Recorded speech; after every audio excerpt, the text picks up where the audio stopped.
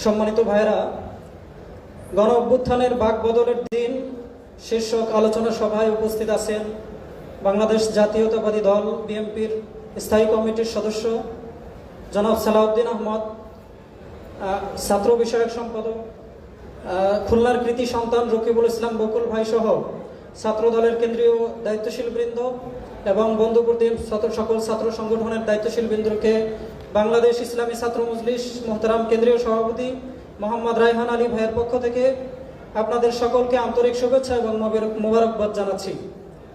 প্রিয় ভাইরা, আমরা বিগত 15 বছর যাবৎ একটি স্বৈরাচারী সরকারের কবলে ছিলাম। আমরা আমাদের সকলের অবস্থান থেকে এই স্বৈরাচার সরকারের বিরুদ্ধে আমরা আমাদের প্রাণপণ লড়াই করে একটি সুন্দর স্বাধীন দেশ আমরা ফিরে পেয়েছি।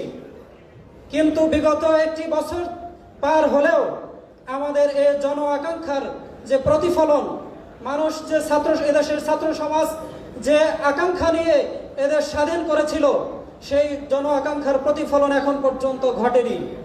কাজেই আমরা আশাবাদ ব্যক্ত রাখব বাংলাদেশ জাতীয়তাবাদী ছাত্র দল সহ এদেশের ক্রিয়াশীল সকল ছাত্র সংগঠনকে সাথে নিয়ে আবারও এমন একটি বিপ্লব সাধিত হোক, যার মাধ্যমে এদেশের ছাত্র সমাজ তারা তাদের সকল ধরনের অধিকার ফিরে পাক, তাদের বাক স্বাধীনতা, তাদের যে রাষ্ট্রীয় অধিকারগুলো আছে সেই অধিকারগুলো ফিরে পাক।